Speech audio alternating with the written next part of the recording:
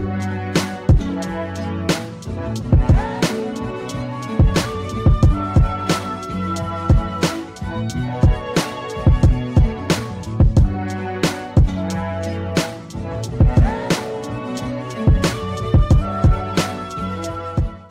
what is up guys? My name is Zach. Hope you're all having a fantastic day and welcome to the day 160 recap of the 2016-2017 NBA season, where we talk about everything that went down in the world of basketball from the previous day. That being said, we do have a lot to talk about today, so without further delay, let the day 160 recap begin.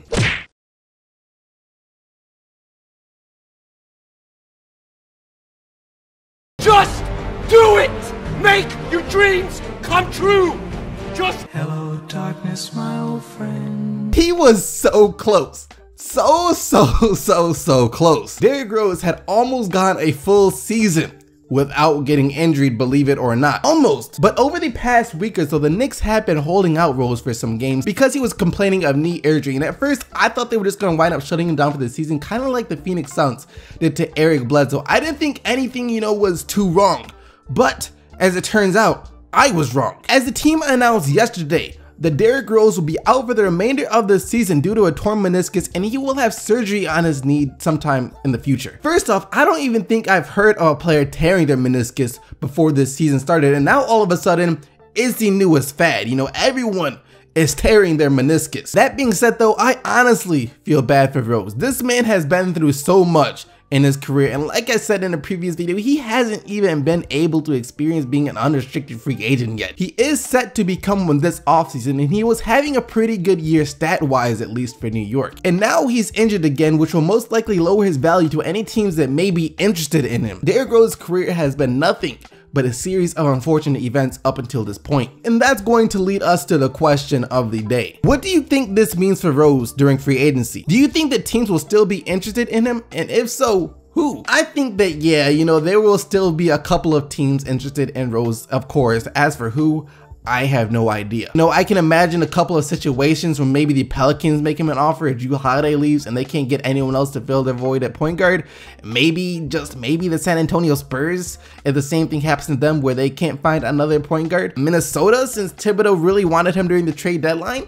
But outside of that, I have no idea what's in store for Rose, but it will be interesting to see where he winds up come next year. Let me know your answers to the questions down in the comment section below, but speaking of answers, let's check out what some of you said from yesterday's video. So yesterday, a report came out that said Kevin Durant wanted the Thunder to draft Devin Booker in the draft, but of course he was selected to the Phoenix Suns. And I asked you guys, what if Devin Booker was drafted by the Thunder? How would things have changed for OKC? Stan Marsh says, the way the Thunder run their offense proves that it holds back the potential of good young shooting guards, Harden and Waiters. I think Oklahoma had Booker, they would have lost to the Spurs in the second round because Devin Booker would be far worse. And never forget, the Clippers blew an 11-2. Why'd you gotta throw in a shot at Clippers fans right there? I see what you're saying, as Booker would have been worse. I get it. He wouldn't have had the offensive freedom that he has in Phoenix to develop into the player that he's developing into now. A-Flaw says Booker would have been like Ray Allen, just a shooter next to Westbrook and Durant. He wouldn't have gotten the opportunities he has in Phoenix where he can become like Kobe. That pretty much hits the nail on the head. But that being said,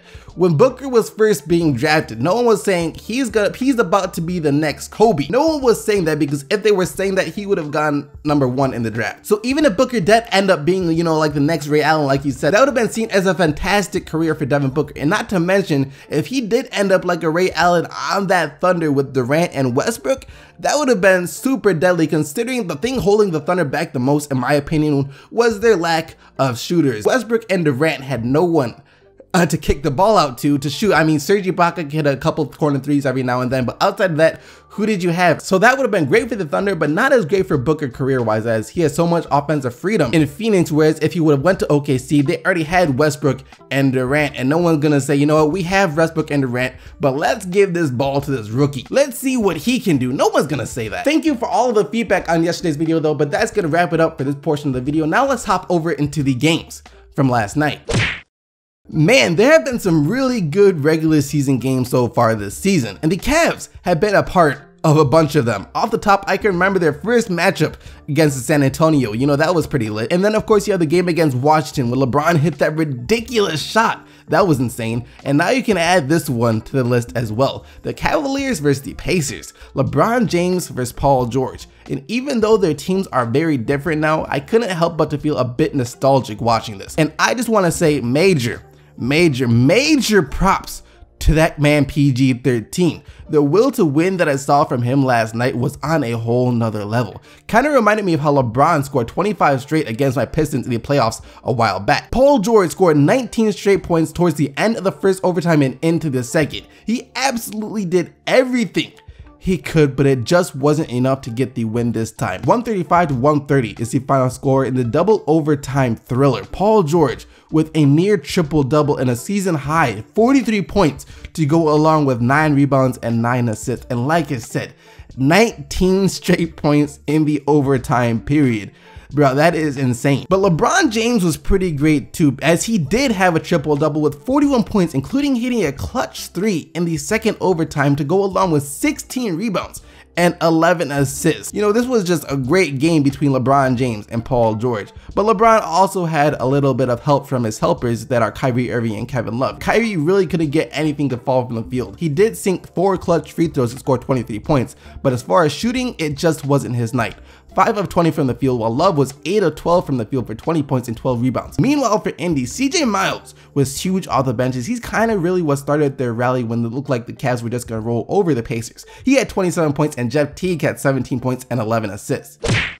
Not sure what's been going on with the Wizards as of late, but it just seems like defense has been a foreign concept to them. They have been giving up a lot of points lately. And if you're not going to play defense against the Warriors, then you can just forget about it because you are not going to beat them in a straight up scoring contest. Then again, there really is no defense for a red hot Curry from beyond the arc, as that's what he was last night, as he had 42 points on 9 of 14 shooting from 3 as well as 8 assists, while Draymond Green had a triple-double of 11 points, 13 assists, and 12 rebounds, and the Warriors get the 139 to 113 win. John Wall had 15 points and 11 assists, and both Beal and Bogdanovic scored 20 for the Wizards. The Heat are still hanging on to that A seed in the East, and the Nuggets have to play near picture-perfect basketball in the final games of the regular season if they want to keep their postseason hopes alive. And the Nuggets eventually held on to get the win. A bit of a reason for some Miami fans to complain last night though, as Nikola Jokic was struggling to get the ball in play, with the Nuggets leading 114 to 113 with 10 seconds left in the game. And after Jokic finally inbounded the ball, the Heat players and coaches were arguing that Jokic traveled while doing so. Refs didn't care though, it was a play-on situation, and the Nuggets got the 116 to 113 win. Jokic had 19 points, 10 rebounds, and 7 assists, while Gallinari also had 29 for Denver. Goran Dragic scored 22, and Whiteside had 16 points and 17 rebounds for the Heat. When you're fighting to survive, you are often playing at your best. The Hornets have been fighting to survive for the past few games or so, and they have been playing their best basketball that they played the entire season, as they got the quality win over Russell Westbrook and the rest of the Thunder, despite Westbrook finishing with his 40th triple-double of the season. He is now just 1 triple behind Oscar Robertson for most triple-doubles in NBA history, by the way. Kemba Walker had 29 points, and Frank Kaminsky continues to play really well for the Hornets too, as he had 18 off the bench. Like I said, the Westbrook did have another triple-double, a 40-point, 13 rebounds, and 10 assists. Triple-double to be exact. If there's any team that the Utah Jazz should look up to, it should be the San Antonio Spurs, as they're both teams that just don't mess around. But that being said, the Spurs are the more experienced team, and even though they were missing a solid third of their roster either due to rest or nagging injuries, it was the experience that would help them get the 109 to 103 win over Utah. Experience, and of course Kawhi Leonard, that is, as Leonard had a game high 25 points, 7 rebounds, 4 assists, and 2 blocks, and Tony Parker looked alive last night with 21. Rudy Gobert though, with another dominant game of 19 points, 14 rebounds, 5 assists, and 6 blocks, while Diaw had 19 against his former team on a perfect 9 of 9 shooting from the field. Sometimes things happen to us in life that really save us from ourselves. For example, James Harden has been playing with an injured wrist for the past few games or so. And at this point in the season, with the Rockets basically a lock to make the 3rd seed in the Western Conference and the playoffs being right around the corner, no one would have blamed him for sitting out a game or two in order to get better. Well, for his own good, Harden got the flu last night and will be forced to sit out this game versus Phoenix. But that is 100% okay, because it seems that Patrick Beverley has been studying Harden's every move and just waiting for a chance to showcase his skills. And that chance was last night, as Beverley had 26 points, 9 assists, and 8 rebounds, a very Harden-esque stat line, to lead the Rockets past the Suns 123 to 116. Beverley did get a bit of help though, as 3 other Rockets all scored at least 20. Eric Gordon had 22, Troy Williams had 21, and Lou Williams had 23 off the bench. Sam Decker did break his hand though, and he will most likely be out for the remainder of the season. Meanwhile, Tyler Ulis, the 5'10" second round pick, dropped a career high 34 points to go along with 9 rebounds and 9 assists. And if the Suns do land a top 3 pick in the draft, it'll be tempting to take Lonzo Ball or Markelle Fultz, but this guy Tyler Ulis has already proven to be a really good young point guard. Jimmy Butler has to be one of the most well-conditioned players in the NBA. He just led the Bulls to a win a couple of nights ago with a really good performance, and he turned around and had an even better performance the very next night against the New Orleans Pelicans, as Butler drops 39 points to go with 6 rebounds and 5 assists to give the Bulls yet another win, 117 to 110, as they are now only 1 game behind the Hawks for the 6th seed. Bobby Portis also had 21 points and 11 rebounds for Chicago, and a scary moment for the Pelicans in this one, as Anthony Davis had to leave the game in the first half due to injury, and it was originally deemed questionable to return. But he did return though in the second half and finished the game with 30 points and 11 rebounds, while Cousins had 26 points and 18 rebounds. Paul Millsap finally returned for the Hawks last night as they looked to take on the Brooklyn Nets. However, it would take much more than merely Paul Millsap returning to slow down these Brooklyn Nets, as the Nets wind up with the 91 to 82 win over Atlanta. And that was thanks to Brook Lopez thinking that he was Dikembe Mutombo last night, as he had 29 points, 5 rebounds, 5 assists, and 5 blocks, while Paul Millsap only had 14 points in his return, but you could expect him to be kind of rusty. Since the Cavs won last night, that means that if they want to keep their half-game lead over Cleveland for the #1 seed in the East, then the Celtics have to win too. And luckily for them, their opponents would be the banged up New York Knicks. And as you could probably guess, Boston got the win 110 to 94. A rare game for Isaiah Thomas though, as he didn't hit the 20-point mark, but it's not like he really tried to. He was 6 of 11 from the field for 19 points in only 24 minutes. And Jaylen Brown was extremely efficient last night, scoring 16 points on 5 of 6 shooting from the field. Porzingis had 14 and Courtney Lee had 16 points for the Knicks. That is what I like to see. A young player struggling early on in the game, but not letting it bother them in the long run, as that's what D'Angelo Russell did last night. A terrible first quarter, which saw him turn the ball over 4 times. But after that, he played nearly perfect the rest of the game, finishing with 28 points and 6 rebounds and 5 assists, while leading the Lakers to a 108 to 103 win over Memphis. Julius Randle had a double-double for LA with 18 points and 11 rebounds, as did Larry Nance Jr. with 12 points and 14 rebounds. Mike Conley had 20 points and 12 assists for the Grizzlies. The Raptors hosting the injury-riddled Sixers last night, as the Raps looked to solidify their #3 standing out east. And this must have been a nice feeling for DeRozan, knowing that he didn't have to score 40 this time in order for Toronto to get the 113 to 105 win. DeRozan only scored 17 points, but still had 9 assists. And he was able to take a load off last night because Serge Ibaka transformed into Serge Ibaka last night, scoring 24 points and blocking 6 shots. Meanwhile, Timothy Goku Kakarot had 23 for Philly, his second pretty solid game in a row. Giannis Antetokounmpo beast mode. Not many people are capable of doing what he is doing on the court, as he had 31 points, 15 rebounds, 9 assists, 4 steals, and 2 blocks.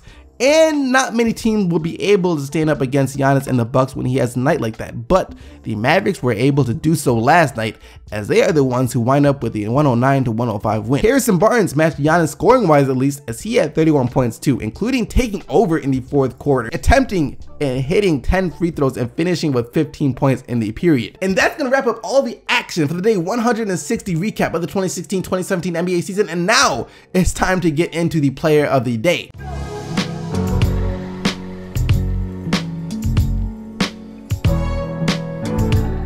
Yesterday, you guys selected Blake Griffin and his 36 points, 8 rebounds, and 5 assists as your player of the day, and here are today's nominees. You have LeBron James and his 41 points, 16 rebounds, and 11 assists. Stephen Curry and his 42 points and 8 assists. Patrick Beverley and his 26 points, 9 rebounds, and 8 assists. Jimmy Butler and his 39 points, 6 rebounds, and 5 assists. Brook Lopez and his 29 points, 5 rebounds, 5 assists, and 5 blocks. Kawhi Leonard and his 25 points, 7 assists, 4 rebounds, and 2 blocks. Or Harrison Barnes and his 31 points, including 15 in the fourth. As always, you guys can go vote for the player of the day by following the straw poll link down in the description box below. But other than that, thank you once again for watching this video. Hope you guys did enjoy it. And if you did, don't forget to leave a like on it and subscribe if you haven't already for more daily NBA videos. And until next time, keep getting the buckets, Team SDC, and I'm out of here. Peace!